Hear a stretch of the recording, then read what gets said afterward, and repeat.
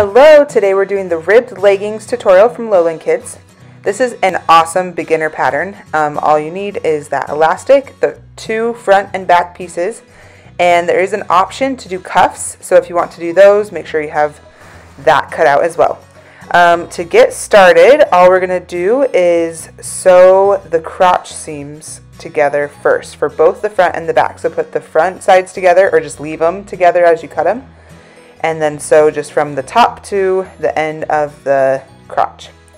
And once that is sewn, then you're going to open them up so that they are right sides together, which, by the way, a fun trick that I learned was to put tape on the right side of your fabric so you don't get them mixed up. So if that's something that might help you, you can give it a shot too. So put the two pieces together, and then we're going to do the side seams.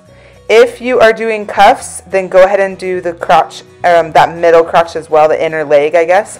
But if you are not doing cuffs, then wait on that. So I'm not doing cuffs.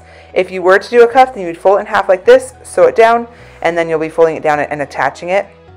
I am just doing the hemmed version, so I'm opening up the leg hole to be able to just fold it down. If you want to get really precise, then go ahead and grab your seam gauge so you can measure out. It's 1 inch hem or seam allowance for the hem.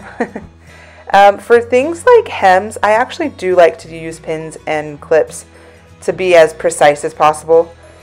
Since they're finishing touches or things like that, I like to take the extra step and time to use a few pins here and there. I know sometimes people like to just eyeball it, and that's fine too.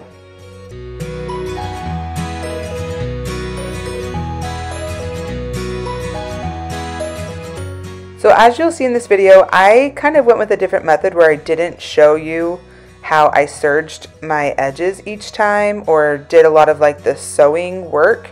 It's just a different way that I'm trying it out because I figured the steps in between are the most important ones to get help. But if you do like seeing me do the sewing part, let me know and I'll film that more.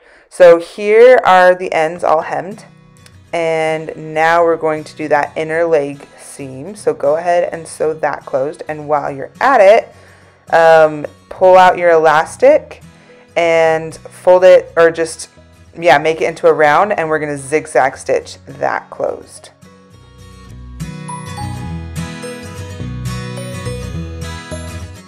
So it didn't make it into the picture, but the inner leg is sewn closed now. So the next thing is attaching the elastic to the top of the pants. We're going to start by quartering it. So I just fold it in half. I like to use the seam that's there, and then stick a pin in each end, and then have those pins meet up and stick pins in the other two ends. So that's how you can find the 4 quarters. And then when it comes to the leggings, in this case, there is a seam in all 4 quarters, so you can just match up the pins to the seams. Match up all those areas, and then we're going to go ahead and sew it.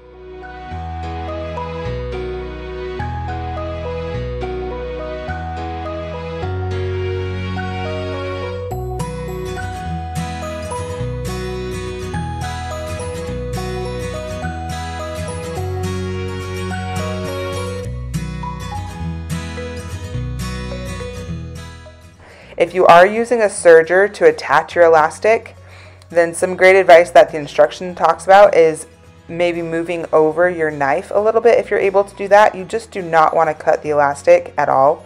So just be very careful, maybe take it a little bit slower. If you can't move over the knife, just keep your eye on it really good. Another little tip for you is that the elastic will likely be just slightly smaller than the leggings, so you might just need to stretch it to fit just a little bit. You do not want to stretch the leggings at all, but just make sure that the elastic is, fitting to it well. So once that is done, we're going to go ahead and turn the leggings right side out, and you're going to fold that elastic down and fold it over 1 time so that it's not showing.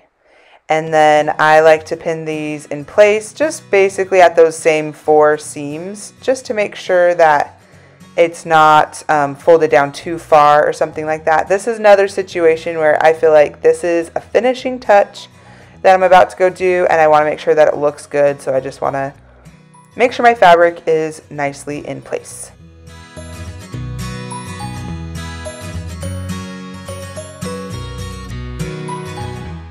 So we are top stitching this. If you have a cover stitch machine, it's a great time to use your cover stitch. If you do not, then you can just do it on your sewing machine. I do recommend a double needle because it is over elastic and you want it to have the stretch available. So personally, I love to use a double needle on a little bit of a lengthened stitch. I do mine on a 3.2 and that has pulled out great results for me. So I know double needles can be tricky, but it is worth it to get that beautiful look that still has the stretch that you need. Once again, you might need to slightly stretch the elastic as you go in a few areas. Probably not very much, but just be aware of that, that you want to just stretch it so that it's taut. And then one of the last finishing touches is to sew down the seam on the inside of the hemmed cuff area. So you just kind of do a straight stitch right across to sew down the inside seam so that it's just nice and flat and it doesn't like try to fold the other way or something like that. So just do a straight stitch right along the edge. Inside the instructions has great pictures for it.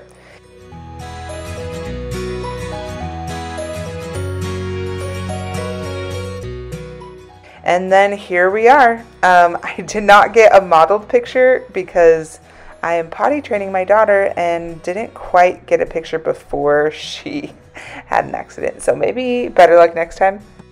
Hope you enjoyed this tutorial. Let me know if you have any suggestions in the comments of things you'd like to see in the future. Bye!